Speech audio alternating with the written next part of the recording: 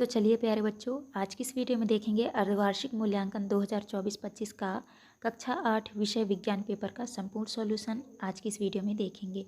तो प्यारे बच्चों, आपको जो है पेपर में 2.5 घंटा आपको समय दिया जाएगा और 60 पूरा अंक आपका पेपर होगा। तो यहाँ पे देख लीजिए, निर्देश दिया है, लिखा है सभी प्रश्न हल करना अनिवार्य है।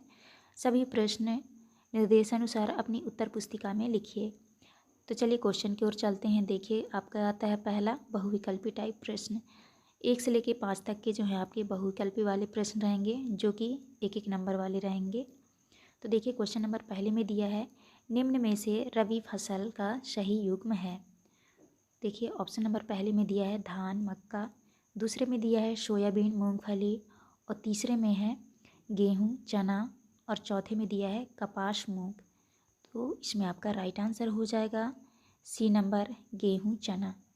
इसके बाद नेक्स्ट आता है आपका दूसरा क्वेश्चन। दूसरा में है, एड्स किसी संक्रमित व्यक्ति से दूसरे स्वस्थ व्यक्ति में किसके जरिए फैल सकता है। तो ऑप्शन नंबर पहले में दिया है साथ भोजन करने से, दूसरे ऑप्शन में है पीड़ित के द्वारा रक्तदान से, तीसरे ऑप्शन में है साझे कंधे के प्रयोग से, और चौथे में है मच्छर के काटने से। तो इसमें आपका राइट आंसर हो जाएगा बी नंबर, पीड़ित के द्वारा रक्तदान से। इसके बाद नेक्स्ट आता है आपका तीसरा में है अक्षय प्राकृतिक संसाधन है।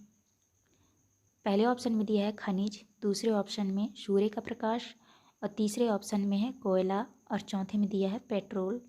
तो आपको जो है इसमें राइट आंसर लगा देना है बी नंबर, सूर्य का प्रकाश। इसके बाद नेक्स्ट आता है आपका क्वेश्चन नंबर 4 में है दिखंडन द्वारा जनन विधि पाई जाती है। तो देखिए, ऑप्शन नंबर पहले में दिया है हाइड्रा में, ईस्ट में, अमीबा में, मानव में। तो आपको इसमें राइट आंसर कर देना है सी नंबर, अमीबा में। तो आप इस तरह से कर लीजिएगा। इसके बाद नेक्स्ट क्वेश्चन आता है आपका 5वां। क्वेश्चन नंबर 5वां में दिया है निम्न में से संपर्क बल है। पहले में दिया है पेशी बल, चुंबकीय बल, स्थिर वैद्युत बल, और चौथे में है गुरुत्वाकर्षण बल। तो इसमें आपका राइट आंसर हो जाएगा, तो आपको जो है इसमें राइट आंसर कर देना है ए नंबर, पेशी बल। तो ये आपका राइट आंसर हो जाएगा। तो आप इस तरह से कर लीजिएगा। इसके बाद नेक्स्ट क्वेश्चन आता है आपका रिक्त स्थान वाले प्रश्न, जो 6 से लेकर 10 तक के आपके रिक्त स्थान वाले प्रश्न रहेंगे। तो देखिए, प्रश्न क्रमांक 6 में दिया है जून से सितंबर माह तक डैश डैश फसल की बुआई की जाती है। इसके बाद नेक्स्ट क्वेश्चन आता है आपका 7वां में है डेंगू के वायरस का वाहक मच्छर है। तो यहाँ पर आपको भरना है एडीज। तो आप इस तरह लिख दीजिएगा, एडीज। इसके बाद 8वें में है एलपीजी का पूरा नाम है। तो आपको एलपीजी का पूरा नाम लिखना है लिक्विड पेट्रोलियम गैस। तो आप यहाँ पे कर लीजिएगा। हिंदी में लिखना है आपको लिखना है द्रवित पेट्रोलियम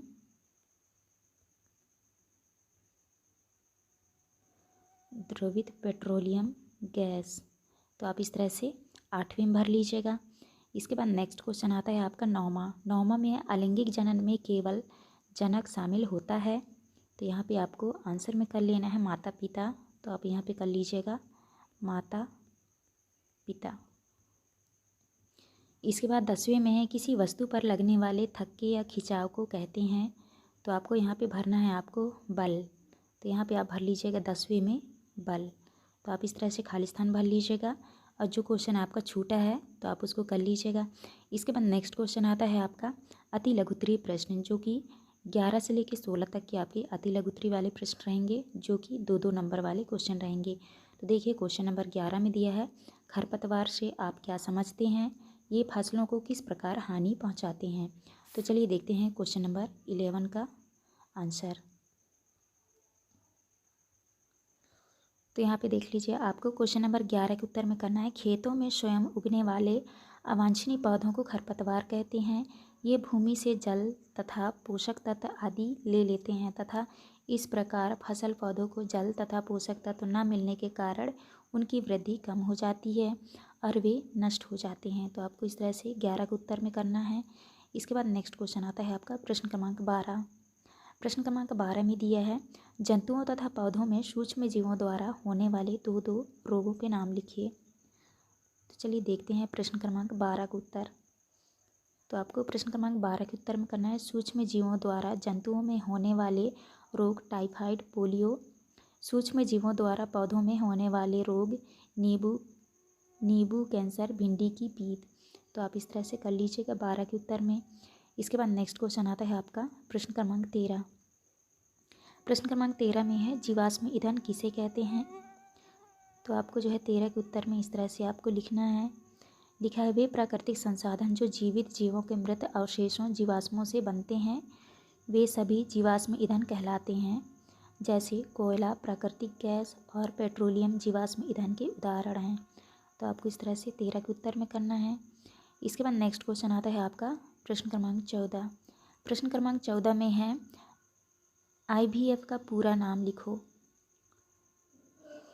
तो देखिए आपका ये रहा प्रश्न क्रमांक 14 का उत्तर।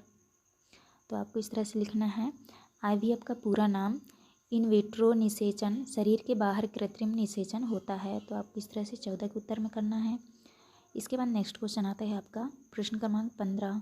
प्रश्न क्रमांक 15 में है आशुद्ध जल में विद्युत का चालन क्यों नहीं होता, कारण लिखिए। तो चलिए देखते हैं प्रश्न क्रमांक 15 का उत्तर। तो देखिए आपको 15 के उत्तर में करना है आशुद्ध जल विद्युत या चालक नहीं होता क्योंकि आशुद्ध जल लवणों से मुक्त होता है। आयनों या लवणों की अनुपस्थिति ही आश्रित जल को विद्युत का कुचालक बना देती है। तो आपको इस तरह से 15 के उत्तर में करना है। इसके बाद नेक्स्ट क्वेश्चन आता है आपका प्रश्न क्रमांक 16। 16 में है वनोन्मूलन से आप क्या समझते हैं। तो चलिए देखते हैं प्रश्न क्रमांक 16 का उत्तर। तो देख लीजिए आपको 16 के उत्तर में इस तरह से लिखना है वनों को समाप्त करके प्राप्त भूमि का अन्य कार्यों में उपयोग करने को वनोन्मूलन कहते हैं। तो आपको जो है 16 का उत्तर इस तरह से करना है। तो आप कर लीजिएगा और आगे के क्वेश्चन जो हैं आपको नेक्स्ट वीडियो में दे दिया जाएगा।